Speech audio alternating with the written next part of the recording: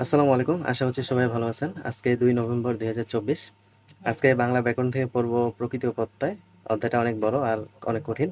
তো পুরো চ্যাপ্টারটাই পড়ার চেষ্টা করব, যেহেতু ২ দিন পড়াশোনা হয়নি একটু অসুস্থতা থাকার কারণে। ১ টা মাস সময় আছে, এখনো কিছু কিছু সাবজেক্ট শেষ করা বাকি আছে, তো একটু চাপ নিয়ে পড়াশোনা করতে হবে। কম্পিউটার থেকে কম্পিউটার প্রোগ্রাম এই অধ্যায়টা শেষ করার চেষ্টা করব। সাধারণ গণিত থেকে বিন্যাস ও সমাবেশ, আন্তর্জাতিক থেকে এশিয়া মহাদেশ, ইংলিশ থেকে same word uses different parts of speech, সাথে স্পেলিংটা একটু দেখার চেষ্টা করব। তো চলুন কথা না বাড়িয়ে বাংলা ব্যাকরণ দিয়ে শুরু করি। বাংলা ব্যাকরণের প্রকৃতি ও প্রত্যয় অধ্যায়টা দিয়ে শুরু করব আজকে। আজকে বাংলা ব্যাকরণ থেকে ধাতু, প্রকৃতি ও প্রত্যয় অধ্যায়টা পড়তেছি। তো মূলত প্রথমে বললাম হচ্ছে ধাতু। ধাতু থেকেও প্রশ্ন আসছে প্রায় ২টা। তো এই জন্য ধাতুটাও একটু ভালো করে পড়লাম। ধাতু থেকে প্রশ্ন আসছিল বাংলা ধাতু, আর হচ্ছে নাম ধাতু থেকে ৪৪তম বিসিএসে আর হচ্ছে ৪৩তম বিসিএসে প্রশ্ন আসছিল। তো তারপরে হচ্ছে প্রত্যয়টা শুরু করলাম, প্রকৃতি প্রত্যয় অংশটুকু। তো প্রথম যে পার্টটা সেটা হচ্ছে কৃৎ প্রত্যয়। মূলত প্রত্যয় অধ্যায়টা অনেক বড়, এটা একেবারে পড়া যাবে না। তো প্রথমেই আগে কৃৎ প্রত্যয়টা পড়ে নিলাম, তারপরে একটু রেস্ট নিয়ে তারপরে তদ্ধিত প্রত্যয়টা শুরু করব। মূলত ২টা পার্ট প্রত্যয়ের। তো কৃৎ প্রত্যয় যেগুলা, এখানে অনেকগুলো চ্যাপ্টার ওয়াইজ প্রত্যয় আছে, যেগুলো খুবই কঠিনই লাগতেছে, কারণ সন্ধির মতো এগুলো এত ইজি না। এটার জন্য একটু পরিশ্রম করা লাগছে আজকে ভালোই। তো তারপরেও মোটামুটি ভালোই দেখছি। তারপরে প্রিভিয়াস এমসিকিউগুলো অনেকগুলোতেই কনফিউশন, আর অনেকগুলোই পারছি মোটামুটি প্রথম পড়াতেই। তো এই বিষয়টা হচ্ছে একটু বেশি বেশি রিভিশন দিতে হবে, যেটা মনে হচ্ছে। প্রত্যয় যদি অনেকেই আবার প্রত্যয়টা ছেড়ে দেয়, যে ১ নাম্বারের জন্য এত পরিশ্রম দরকার হয় না। তো প্রত্যয়টা যেহেতু কষ্ট করে পড়লাম, এরপর থেকে রিভিশন দেব। তো প্রত্যয় থেকে প্রায় কৃৎ প্রত্যয় থেকেই প্রায় ৪টা থেকে ৫টা মতো প্রশ্ন আসছিল। তো এখন কৃৎ প্রত্যয়টা পড়লাম, এখন ১১৮টা এখানে প্রিভিয়াস প্রশ্ন ছিল। তো এখন একটু রেস্ট নিয়ে তারপরে তদ্ধিত প্রত্যয় শুরু করব। আজকে প্রত্যয়টা শেষ করতে হবে। Welcome back. ২টা পার্ট মিলে প্রায় ৪ ঘন্টার মতো সময় ব্যয় করছি আজকে এই প্রত্যয় অংশ চ্যাপ্টারটা পড়ার জন্য। তো এখন বললাম হচ্ছে তদ্ধিত প্রত্যয়। তো এই প্রত্যয়গুলো আসলে অনেক বেশি কঠিন লাগতেছে, তারপরেও অনেকগুলো জিনিস দাগ দাগ দিয়ে রাখছি।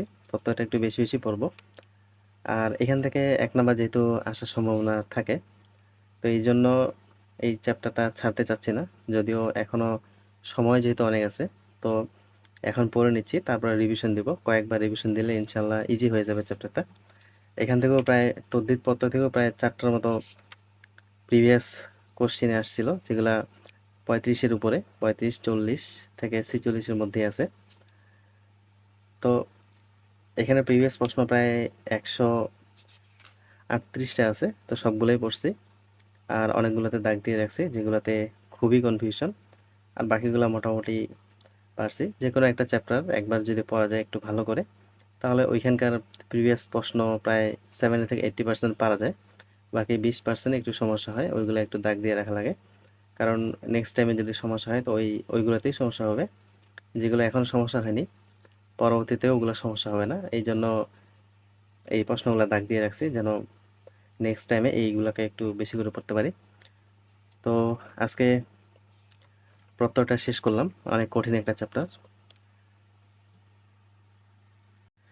আজকে কম্পিউটার থেকে একটা চ্যাপ্টার পড়লাম, পুরোটাই কম্পিউটার প্রোগ্রাম। তো কম্পিউটার প্রোগ্রাম থেকে 2টা টপিক সবচেয়ে বেশি গুরুত্বপূর্ণ, সেটা হচ্ছে অনুবাদ সফটওয়্যার আর হচ্ছে ম্যালওয়্যার বা ভাইরাস, সাথে ফায়ারওয়ালটা একটু গুরুত্বপূর্ণ।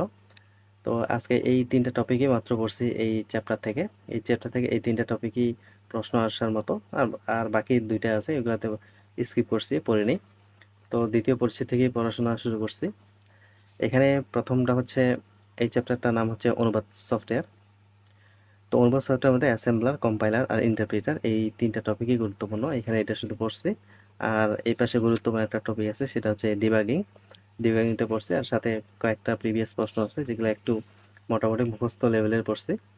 তারপরে পরিচ্ছেদ 3 নাম্বারটা স্কিপ করছি, এটাতে কোনো বিসিএস এ প্রশ্ন আসেনি। তারপরে বললাম হচ্ছে সবচেয়ে বেশি যে গুরুত্বপূর্ণ পরিচ্ছেদটা, সেটা হচ্ছে ম্যালওয়্যার। ম্যালওয়্যার থেকেই মোটামুটি প্রশ্ন আসে। ইদানিংকালে সবচেয়ে বেশি প্রশ্ন এই ম্যালওয়্যার থেকেই হচ্ছে।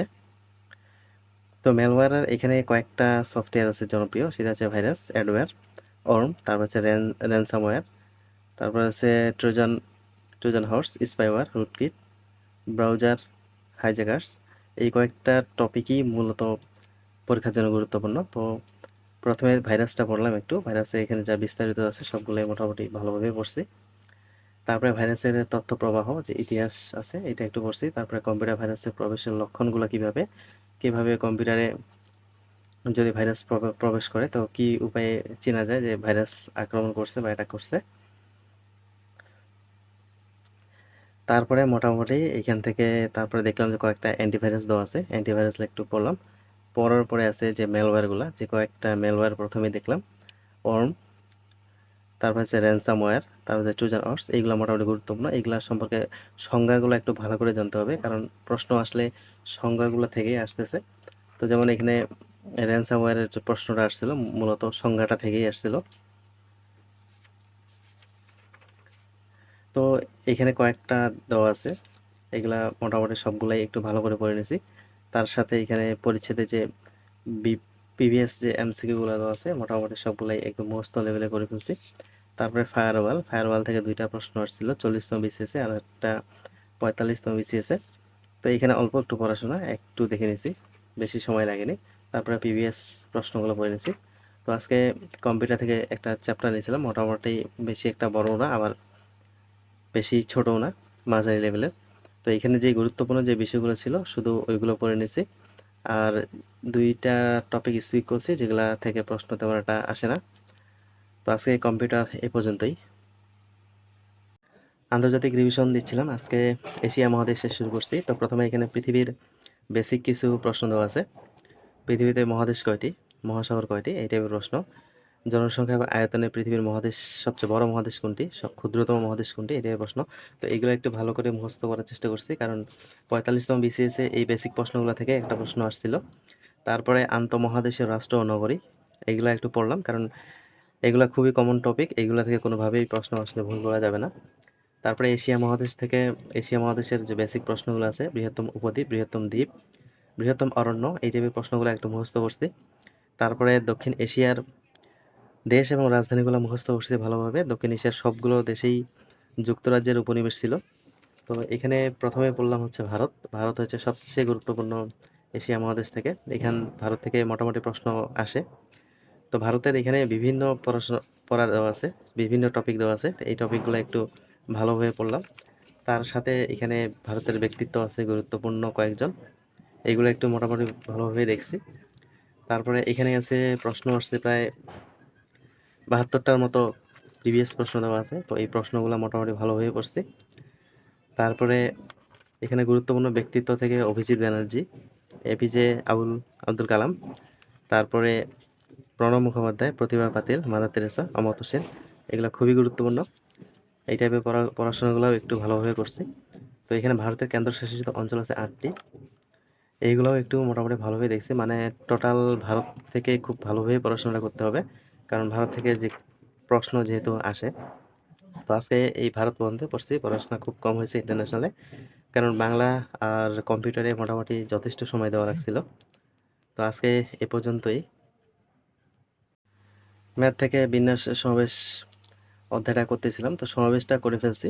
সমাবেশটা ছিল গুরুত্বপূর্ণ, ম্যাথে আসার জন্য হচ্ছে সমাবেশটাই সবচেয়ে বেশি গুরুত্বপূর্ণ, ওখান থেকেই প্রতিবার প্রশ্ন আসে।